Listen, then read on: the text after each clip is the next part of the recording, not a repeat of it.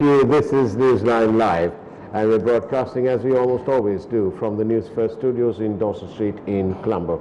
And this evening we've got a guest who's a contestant at the forthcoming general election 2020, and he's here to tell us why you, me, and everybody else should be voting for him. Let's find out, shall we? It's Mr. Harshanak Nanyakara from the NPP. And from the Colombo district, is it? Colombo district, yeah. Indeed. What's your number then? I don't mean your phone number.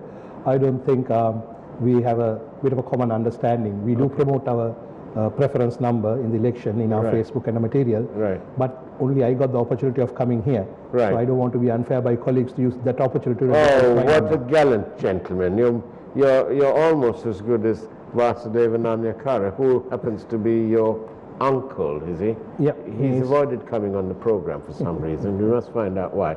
Now then, here we go. First question. All over the world, leftist, Marxist, communist, left of center, all of these seems to be a dying breed. The world at large, including in Sri Lanka, have voted for anything other than those things. No leftists, no Marxists, no communists, very, very few. And therefore, in that context, and when the world at large and Sri Lanka as well is all eyes on an economy and recreating opportunity and trying to get on, pick our lives up, why would anybody want to vote for your party, NPP? Exactly, because we are National People's Power. We are not coming under any labels. Again, about left wing, right wing, Marxism. These are just labels. Right. Nowhere in the modern world you have a clear division between what is socialism and what is capitalism. Everything is getting mixed. So we are a group of people, actually a group of professionals who have joined up together with 30 different organizations. Yeah. We came up with an action plan before the presidential election as a policy document. Not just how to run 5 years, but how to revive the economy. We brought it before it was hit by the corona. Right now, our economic team is working on other solutions too. So why should people vote for us? Because we are the only team of professionals who are engaging in active politics on a voluntary basis. And I can assure you, all the 262 candidates of National People Power, they have no allegations of fraud, they have no allegations of corruption or cases. They are honest, straightforward people. And they are businessmen, they are professionals, they are IT experts, there are ladies who are fabulously professional. So we have a team which we can develop. Team, why have you not been able to rejuvenate the interest of the public? No, frankly, we have up to an extent, but after the corona and everything, our campaigning stopped. And you know, we are quite a young organization. We just started before the presidential election. Yeah. For a young organization of that nature, we have been able to reach them and show them that unless you have a completely professional approach, honesty without corruption, none of these problems could be solved. So we have put together just the team for that. And that's why people should vote. I mean, not just for me, for any one of us, because all of us are equally good. But Harshanak Nanyakara, how do you and your party envisage shaping the economy if you can't form a government or be part of a government forming alliance? Well, basically, you're right, because you see, unless you come to power, we cannot go ahead with our economic plans. Yeah. But if you look at, for an example, Mr. Gotabaya Rajapaksa's plan, what he said on the paper, some of them were quite nice that we can agree on economically. We want to bring in a political culture where the parliament is a place, exchange of ideas, fighting of ideas, instead of tables and chairs, and bring the best proposal out. So even our opponent having that, we will support it, because whatever benefits the country, I mean not just drama or media shows, but whatever benefits the country. So our policy is there as a guideline for us to be guided by, and for the public to see one day when we come into power what we are going to do. But yes, you are right, we are not going to form government after this election unless of course the people want us to do. We have a team ready and capable. Is your party contesting in every district? Every district, sir. Every district we are contesting. Right. Up in the north, down in the south, on the west, on the east, in the hills, everywhere? Wherever there are humans who have a conscience in their heart. And whoever, we have put a whoever vote. Whoever vote, we are there. We are there. So people are frustrated. They are saying all are thieves. We don't want the entire 225. We are hating the parliament. So we are saying, look at us. Look at our candidates. You might change your mind because we have given the honest, decent citizen of this country a chance to vote without fear or repulsion. Right. Once again, we apologize for some of the problems you're experiencing with the sound quality, and it is an ongoing issue which our engineering team are actually looking at. Now then, Hasna Nanakara, would you think that you will, after election, join a government forming alliance? At the moment, no. We are not planning. But is that a possibility that you I doubt it very much, Faraz, for the reason, why was National People Power created? It was created because there were like-minded individuals with a common dream. And if these existing parties, their policies and their approaches were solving the country's problems, then professionals like myself wouldn't have come to this organization because we could have continued with our law or medicine or whatever. But we cannot form an alliance just for convenience or to take power or to get a few ministries. That's what happened to this country. Most of the alliances that has been formed in the past has been formed for political expediency and convenience, not based on policy. So therefore, right now, yes, National People's Power is very, very open for all citizens, any organization to come and work together, but not these three main parties. We formed this because these three, now it's three, and now it's four, sort of after splitting, but they have not taken the country on the right road. So I don't see any reason why we should form alliances with people without a proper policy or a vision. That's my thought. Right. Now then, if we move on to a few current matters, which, what is your take on the latest Central Bank of Sri Lanka initiatives post a public dressing down by President NGR? And the reduction of 2 basis points, the interest subsidies, and the the central bank insurance guarantee to the banks. Do you think that all of this will mean that the SMEs will receive more money in terms of capital and so on? Well, whether they receive or not, the problem is how it's going to be all utilized. Now, believe me, I saw that dressing down, and I thought it's something a statesman shouldn't have done. Really? You know, blasting off intelligent staff in front of a camera. Believe me, politicians have a role to play. Yeah. But some financial decisions has to be made by them without putting into pressure by respecting them. Now, what they did, as you told, the basis points were reduced from, I believe, 8% to 2%. I mean, for the viewers who are watching, I'm not an economist, but what it simply means, as you know, it simply means that all the banks are supposed to keep a percentage of the deposit in the central bank system. Yeah. Right? Now, that from 8% has been reduced to 2%, which means the banks have more liquidity, they can give loans. Yeah. But does that mean the bank is going to give loans to each and every single person? No, they will only give it to people whom they can recover it from. But to come out of this problem, just a blanket granting won't do. What is important is look at each sector, have a consultation process with all stakeholders concerned, then tailor-made package for them, and then issue the circulars necessary to that end. Otherwise, what's going to happen? The money will go, right? Sometimes the bank may not give even, because if they can't recover, they're not going to give. Now, I heard... Because at the end of the day, the banks are lending their depositors' monies. Yeah, just because somebody comes on TV and shouts at them, banks are not going to suffer. So, that's why I told you, sir. Drama, fine. It will be politically expedient. But for a country, for a banking system, there must be a program. So, if you want to revive this corona hit economy, other than our long-term plans in our policy document, what is important is to pump some money into the private sector, especially small and medium-scale entrepreneurs who cannot withstand this shock. Now, that money has to be found, that money has to be pumped in, but just reduce, this basis point reduction is nothing new. The government, central bank does it from time to time to energize the economy. Yeah. So it's not that they broke any rest in the night, how to do it by morning. It's a common thing that they do.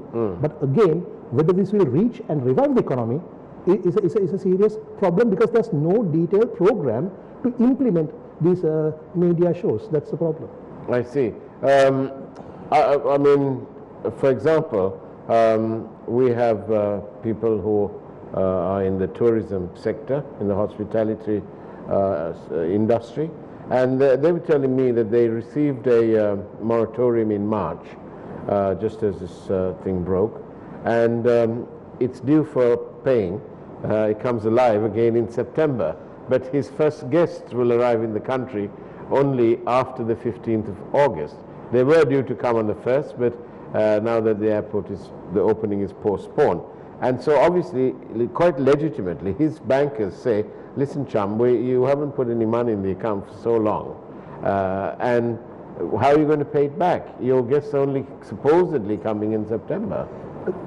Faraz, this is exactly what I told you, the importance of having a chat with the stakeholders. They fix a moratorium for 6 months. With whom did they consult? Right? Will any tourist ever come within the 6 months? How can they pay it back? Now, for political expediency and show you can make those things, as I told you earlier. But by and large, the bankers are being rather prudent when it comes to risk assessment. Of course. And they, long term, thank God they're doing that, because at least then our banking system will be intact. I am so glad the banking system is strong. Just imagine, you know that the money printing issue is going on. Yeah. Right? Those things are not backed by assets, at least some of it. Not backed by assets. Right? Yeah. You take political decisions.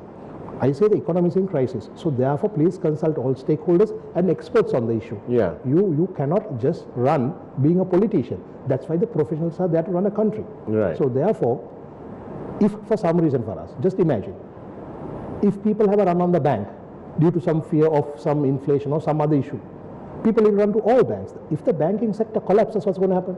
So that's why it's very, very important these politicians give the leadership, have the policy, have the plan, but let the job be done by people who know the job. That's why even at National People's Power, we have a separate economic committee. We have professors on economics.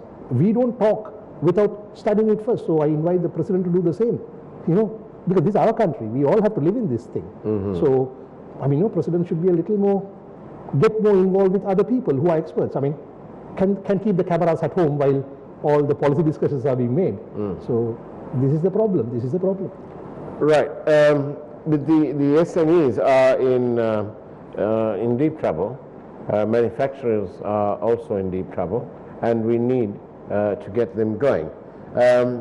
Whilst that's there, we are fast approaching a break, but in the meantime, let me start off by asking you this other question, which is to do with it's on everybody's mind.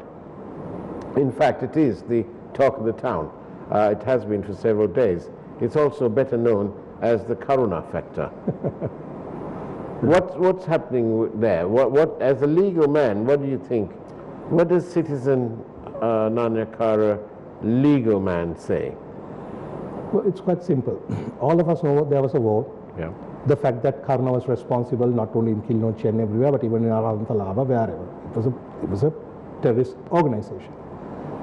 Now, the fact that people died, yeah, it's nothing new. But what we have to focus for us is on why he is saying it now in an election rally in the East.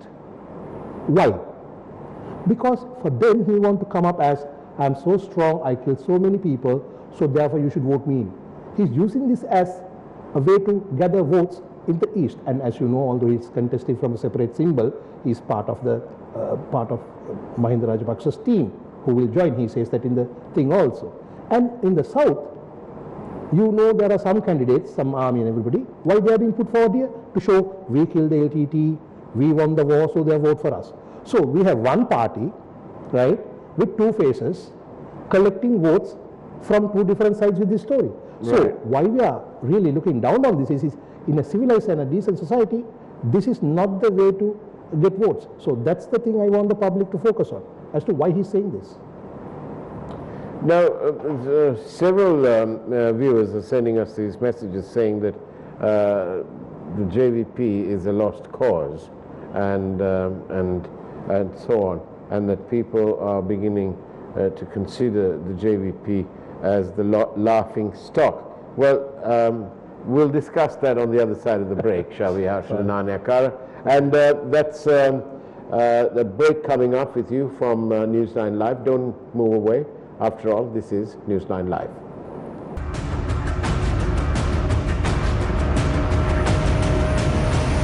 Newsfirst, Newsline with Faraz Shauketaly.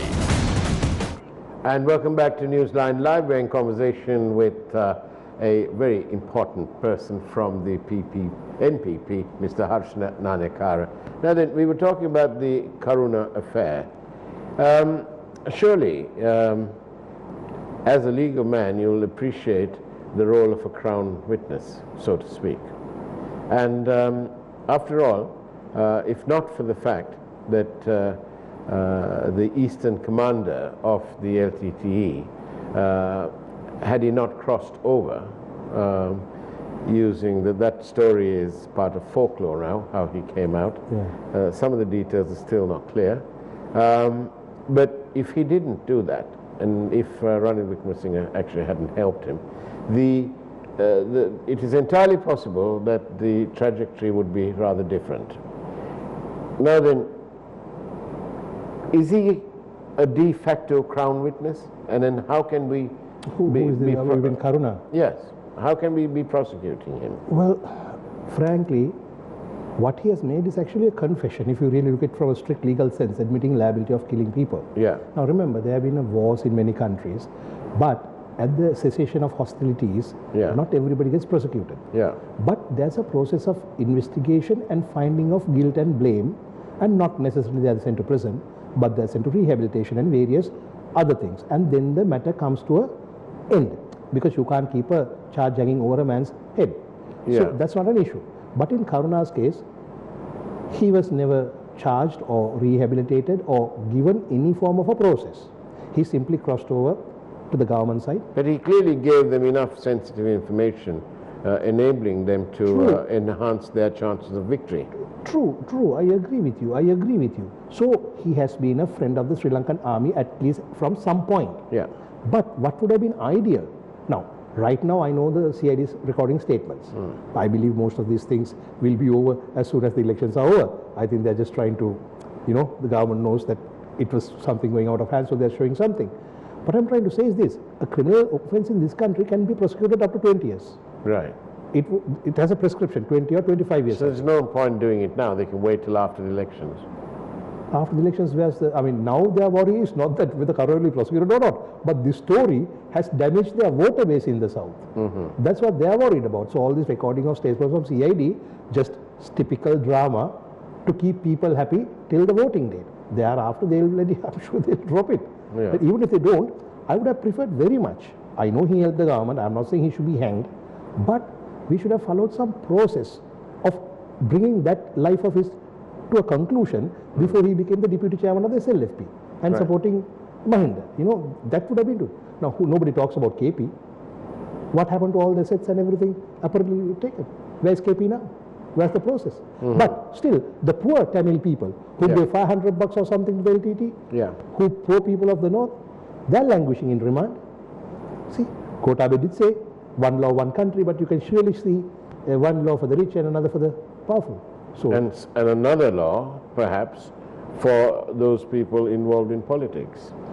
completely different one. I wonder whether any applies even to today's politician. It's unacceptable, to be honest. This is why people are disgusted, Faraz, with the parliament. Not the shape of the building, no, it's the people inside it. That's the problem. It has to be cleaned up. But their disgust doesn't appear to be sustained because they fail to elect people from promising parties like yourselves, as you say, free from corruption and so on. The doubting Thomas in me says, y'all haven't had an opportunity to come to Parliament and therefore get corrupt. Despite all of that, the people of this country vote for one or the other of the mainstream parties and or their alliances. Firstly, JVP is a part of this organization, and those 6 MPs have been in the parliament from almost year 2000, including Comrade Yeah. Andra. So they had power, they had ministries, but they were not corrupted. So good people will not be corrupted just because system is corrupt. So therefore, the allegation that we didn't have a chance, so that's why we are this, I won't accept, because we are volunteering ourselves. NPP, of course, very young, you will have to wait and see, but I can assure you that's the same thing. Now, to answer the other question, why we are not getting the votes? Yeah. It's like this. If you go talk to the public during a time, there are no elections, they say, oh, you guys are fabulous. You should be in the parliament. You should, you guys, at least 5 or 6 should be in the parliament. They always tell us we are good. Your policies are good. You must be in the parliament. But they don't vote for us. It's a bit of a habit. It's a little like, we know kolakanda is very good for you, right? It's healthy. The kanji is very healthy for you. You know alcohol is not good for you, but still the most popular queue is near the alcohol shop. People don't drink kanji. So what we are doing is communicating every day to convert this into votes. Now, if you take Pohotwa or SJB or Ranil's team, there are at least 1 or 2 good people in them. Not all of them are corrupt, right? At least 1 or 2. If you look at the next election, you will see those good people may not even get selected. The most corrupt guy in that party will get the top slot. So, unless people change the way they think, we are not going to have a new country. So, therefore, the message that you have is that there is a singularly great responsibility on the part of the people, that the people must also play their own role to ensure a democratic process and a democratic lifestyle that we all so yearn for. Exactly. Because, I mean, if you plant a mango seed, you get a mango tree, nothing else. So you send corrupt individuals to the parliament, what you get is a den of thieves. And they do not break the gates of the parliament and go in, they go through their vote. From time to time, we get deceived in novel ways. So I invite the people, think very carefully and logically. Look at, now they are saying do not vote thieves. Even Mr. Gotabaya Rajapaksa said, put honest people. I'm asking one question. They said there are 118 people who took money from Aloysius. Maithripala never released the names. This government can. 106 pages from the Bond Commission report is missing. None of the parties are releasing it. Why? Because I'm 100% sure these 118 individuals whose names are there, say they took money from Aloysius, must be in their nomination list. What prevents Gotabaya Rajapaksa from releasing it? But he's not the leader of the party, is he? He's the president of the country. It's a presidential inquiry report. Release it. Let the public know who the bad guys are. They are saying vote good guys in, but they're preventing the people from knowing who the bad guys are. And when we talk about it, people talk that they want to wipe us out. Wipe us out down to 0%. What for? Because we speak against injustices? Because we speak against corruption? We have no personal animosity. I'm going to ask you this question, and I don't know if I'll get into trouble, but do you know what? I'm going to ask it anyway. These legal eagles who represent those accused of the bond scam, I know that everybody is entitled to legal sort of counsel, so on. But isn't it almost obscene, for me, when I look at it? Isn't it almost obscene that these people who are accused of making money using the people's money are then paying hefty fees running into the tens of millions of rupees on legal fees? Isn't there, I find that ironic, and I find some of it distasteful. I know that you asked this question on behalf of the viewing public because you are fully aware what a lawyer's role is. So I will explain it this way. No, I don't find it obscene at all, because our constitution gives a right for people to be represented. Right? And then, just because the media or some other sections accuse him of some wrongdoing doesn't make him guilty. Now, if a lawyer knowingly appears for a accused party, I know they won't do that, right? But having said that, I'll finish off very quickly. But here, when we criticize the bond scam, what are we criticizing of? Not a lawyer's right to represent them, but the investigation not being done, the case not being put forward. We'll be very happy. Now, when we say the previous government corruption or any corruption, what we are saying is not to put them in prison. What we are saying is put them in court and let them be tried. That is what we want, rule of law, due process, justice. That's what we want. A lawyer will always defend according to his constitutional rights. So there's nothing obscene about it. But what we are criticizing and what the public should be criticizing is the process. I'm not saying put Gotabaya Rajapaksa in prison or anything, but let him be tried. Of course, he can't be tried. What I'm saying is, even Aloysius, I'm not saying put him in prison. That didn't have anything to do with the bond, though. Well, nothing. Right? What I'm saying is, at least do the due process. Let them be prosecuted. Harshil Nanekara, it's been very interesting. Thank you very much.